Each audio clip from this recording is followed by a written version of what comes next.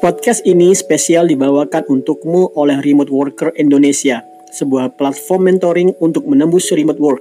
Kerja dari rumah, gaji dalam dolar. Cek website kami di remoteworker.id. See you there.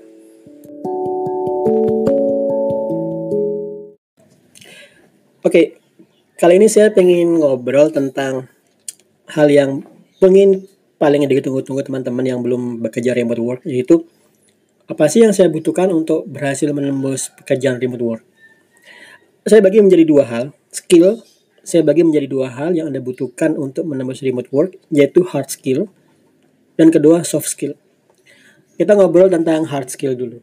Hard skill adalah skill Anda yang punya nilai market, yaitu atau marketable, sehingga banyak orang yang mencari skill tersebut di berbagai platform pekerjaan remote seperti Upwork.com atau Freelancer.com, Fiverr, People per Hour, dan lain sebagainya. Jadi, kalau di tahap ini Anda merasa masih belum punya skill, maka jangan berpikir jauh tentang remote work, tapi pelajari dahulu skillnya. Hanya saja, untuk mempelajari skill ini, Anda nggak boleh membabi buta. Contoh nih, Anda lihat orang-orang di Facebook atau sosial media ngobrolin masalah machine learning. Oh, berarti Anda berpikir, wah berarti machine learning ini keren nih, aku harus pelajari.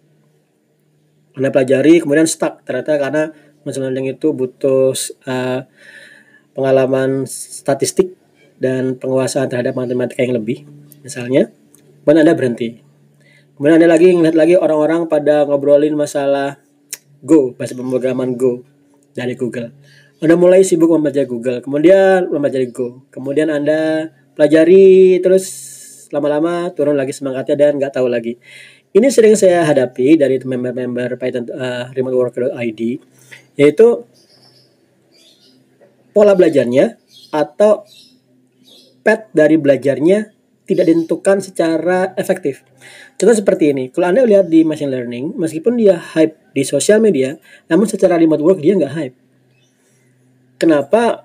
Banyak alasan yang bisa kita pikirkan, namun yang bisa saya bayangkan adalah karena machine learning itu masalah data, masalah kerahasiaan data. Jadi mereka tetap lebih prefer pekerjaan itu dikerjakan secara on-site. Jadi untuk remote work tidak sebanyak pekerjaan yang sesederhana seperti mengembangkan website. Oke, jadi dalam konteks ini, kalau Anda ingin bisa mudah menembus remote work, maka pelajari aja hal yang sederhana, yaitu pengembangan website. Kalau Python dengan Django atau Flask, kalau Ruby dengan Rails, kalau PHP dengan Laravel. Nah, jangan pelajari yang lain-lain. Kenapa? Karena kalau Anda hanya melihat skill yang tersedia atau tag yang tersedia, maka Anda akan overwhelmed, akan information overflow, yaitu terlalu banyak yang harus Anda pelajari, Anda bingung, dan Anda begitu mulai mempelajari justru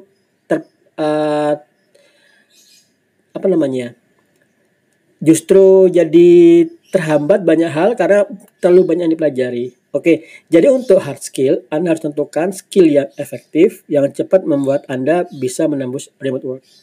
Kedua, skill yang harus Anda kuasai adalah soft skill. Soft skill ini masalah komunikasi. Tentu saja karena remote work berarti pekerjaan dari luar negeri, akan lebih baik jika Anda bisa menguasai bahasa Inggris dengan baik. Contoh kalau bahasa Inggris itu dinilai dengan TOEFL misalnya, TOEFL yang 500 lebih menyenangkan dipakai untuk remote work. Tapi ini bukan kehalangan. Kenapa? Karena pekerjaan remote work dari luar negeri, tidak semua employer dari luar negeri itu bisa menguasai bahasa Inggris dengan baik loh. Teman-teman yang di Eropa Timur, Balkan, dan sebagainya, mereka kadang-kadang kalau bahasa Inggris sama aja, kadang lebih parah dari kita. Nah, untuk bahasa Inggris, akan tidak ada masalah jika Anda menguasai bahasa Inggris sampai level TOEFL 500 lebih. Namun jika Anda tidak menguasai bahasa Inggris, sekadar Anda bisa memahami apa yang dia minta, kemudian Anda menjawab, gunakan saja Google Translate, tulis di bahasa Indonesia, nanti akan ditranslate dan paste saja di email untuk komunikasi. Kemudian jika dia minta ngobrol dalam bahasa Inggris lewat Skype atau yang lain sebagainya, maka Anda bilang aja, I'm sorry, I don't think I'm not that confident to talk to you in English. So, can we just using chat please? Kebanyakan hampir semua klien yang pernah bekerja dengan saya tidak mensyaratkan kita ngobrol dalam bahasa Inggris lewat chat atau video. Jadi untuk bahasa Inggris, kesimpulannya adalah bagus kalau Anda menguasai bahasa Inggris dengan bagus, tapi jika tidak pun tidak masalah, gunakan Google Translate. Nah, itu masalah bahasa Inggris, tapi di lain bahasa Inggris adalah masalah komunikasi. Masalah komunikasi ini bukan sekedar penguasaan bahasa loh ya, tapi masalah bagaimana kamu bisa menjalin hubungan dengan baik atau membuka percakapan dengan baik di klien. Ini yang menjadi tantangan kedua, yaitu saat ada job di Upwork misalnya, kemudian Anda berusaha me-apply job tersebut, dan kadang-kadang tidak semua orang bisa memahami bagaimana cara menulis cover letter yang baik. Kan mereka akan kebingungan karena gimana caranya ya, formula apa yang bisa saya pakai untuk menulis cover letter dengan baik agar saya diterima oleh klien. Oke, ini bagian yang kami ajarkan juga di remoteworker.id. Nah, selanjutnya adalah Anda harus memiliki komunitas remote work. Ini penting karena pekerjaan remote itu pekerjaan goib. Kantornya nggak kelihatan, kliennya nggak kelihatan, tapi duitnya ada. Tapi kalau selama duit belum ada atau selama job belum masuk, Anda seakan-akan tidak melakukan apa-apa. Beda dengan Anda misalnya sekolah berangkat 9 to 5, 9 to 12 ya, berangkat, kemudian ada temennya, ada belajarnya, kemudian kelihatan jelas sistemnya. Tapi kalau Anda mempelajari remote work, semua orang itu di dunia online. Jadi bergabunglah dengan komunitas online yang fokus membahas remote work, bukan membahas politik dan lain sebagainya, sehingga Anda memiliki momentum, memiliki atmosfer kerja bareng-bareng meskipun tidak pernah ketemu. Nah, selanjutnya yang saya tekankan adalah tidak selamanya orang yang menguasai hard skill tadi dan soft skill tadi bisa menembus remote work. Saya punya banyak kasus di mana teman menguasai hard skill yang keren banget, full stack programmer yang full stack itu bisa membangun aplikasi dari nol dengan dirinya sendiri, bisa merancang, mengimplementasi, bisa mendesain, bisa mendeploy. Nah, ini meskipun seperti ini, dia nggak bisa juga nembus remote work. Kenapa? Karena masalah komunikasi. So, masalah komunikasi ini adalah soft skill yang bisa menjadi penentu bisa tidaknya kamu menembus remote work. Nah, tapi jangan ekstrim juga, yaitu jangan sekedar komunikasi, kemudian jobnya masuk, kemudian yang ngajak orang lain. Itu kamu akan kepotong-panting juga.